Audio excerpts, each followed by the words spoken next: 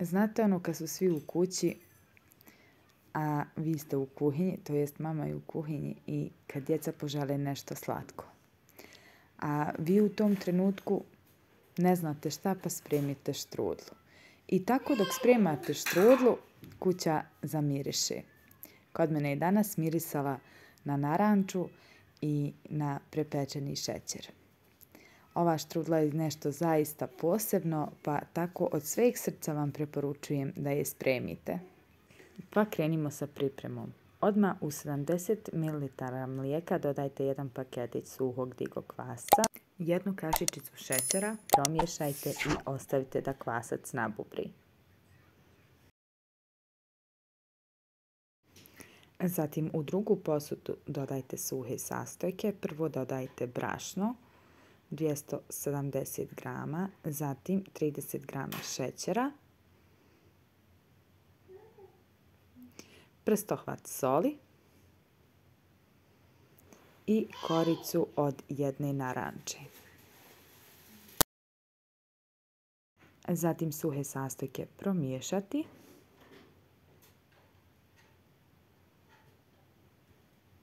Ukoliko imate samostojeći mikser, predlažem vam da radite sa njim tijesto jer tijesto se treba malo duže mijesiti, a ukoliko nemate ovaj samostojeći, možete se koristiti i običnim mikserom samo sa nastavcima za tijesto.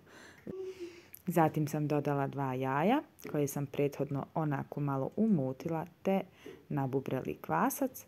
Zatim ću uključiti mikser da počne mijesti. Tijesto je potrebno mijesiti ovako oko 2 minute. Na početku će vam izgledati kao da je tijesto previše suho, to jest tvrdo. Ali nemoj da brinete. Jer tijesto treba baš takvo da bude. Ukoliko mijesite ručno, ovdje će vam trebati malo duže, oko 3 minuta da mijesite da bi vam tijesto izgledalo ovako. Ono je sada jako, jako tvrdo.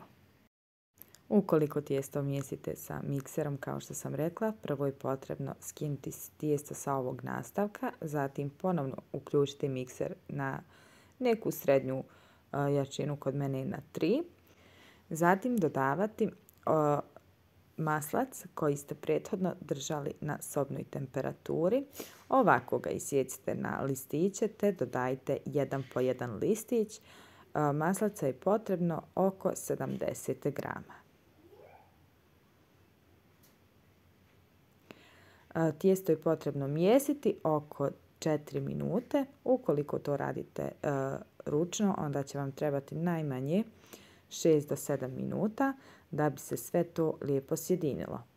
Imaćete osjećaj da je tijesto kao previše ljepljivo, ali nemoj da odustajete, mijeste tijesto da vam bude svilenkasto i onako lijepo i glatko, a ipak malo ljepljivo za ruke. I nakon 4 minuta miješanja tijesto treba da izgleda baš ovako. Sad ćete da vidite.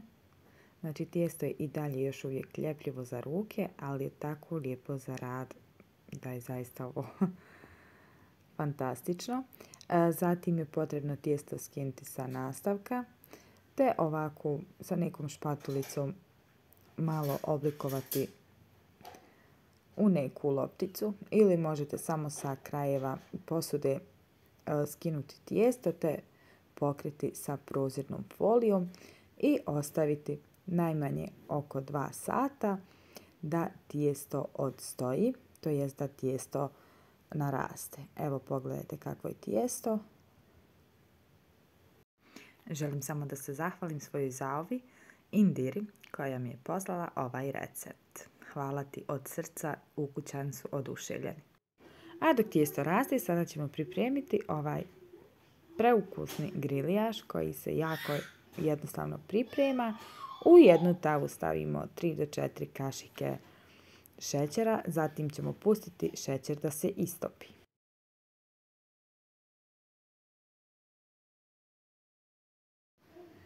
Zatim je potrebno da istopljeni šećer prelijete preko oraha, otprilike uzmite 1 do 2 šake oraha te rasporedite ovako na na neku foliju ili papir za pečenje, te prespite šećer i ostavite u frižider da se sve ohladi.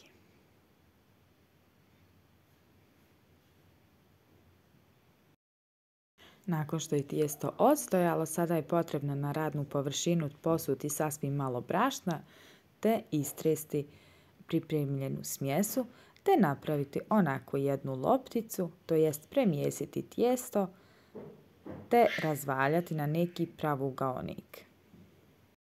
Tijesto je i dalje ljepljivo za ruke, ali nemojte da vas to brine jer tijesto treba upravo ovakvo da bude.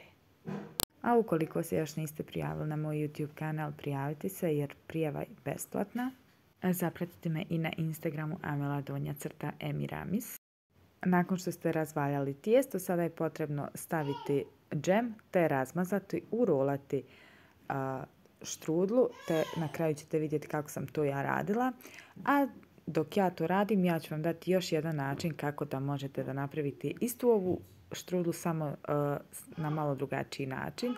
Znači, kada tijesto izvadite iz posude na radnu površinu, potrebno ga je podijeliti na 3 dijela. Svaki dio napravite u lopticu, te svaki dio razvaljajte. Nakon što razvaljate, zatim na svaki dio nanesite džem, te urolajte. Nakon što nanesete džem i urolate, zatim spojite krajeve i upletite kao u pletenicu. Nakon toga stavite u odgovarajući ple, te ostavite da naraste i tako pecite. I evo, znači, stigli smo do dijela kada sam završila sa rolovanjem. Sada je ovaj dio potrebno presjeći uzduž napola, zatim jedan dio omotati oko drugog, kao što ja radim u videu. Zatim uzeti pripremljene orahe i šećer, te staviti, prvo ovako i malo izlomiti, te staviti u jednu kesu, uzeti oklagiju, ovako sasvim malo izlupati, te presuti preko pripremljene štrudle, zatim štrudlu pokriti sa čistom kuhinskom krpom i ostaviti da naraste oko 2 sata. Zatim štrudlu prebacite u kalup, kod mene ovaj kalup omjera 26 cm, sve ovisno o vašoj pećnici, a prije nego što stavite štrudlu u pećnicu, prekrijte je sa folijom da vam ne bi džem zagorio. Zatim je pecite 40 minuta. Nakon toga skinite foliju i pecite oko 10 minuta samo da vam štrudla porumeni. Nakon toga izvadite štrudlu iz redne, pokrijte je čistom kuhinskom krpom, neka omekša oko 1 sat, to jest da se prohladi. Zatim je režite i poslužite uz neki čaj. I eto, to bi bilo to u ovom video receptu. Ukoliko vam se sviđa i ovaj video recept, ostavite like, komentašite i nemojte zaboraviti da se prijavite na moj YouTube kanal Emiramis kuhinja. Zapratite me i na Instagramu amela_emiramis. A do sljedećeg videa puno pozdrava. Ćao!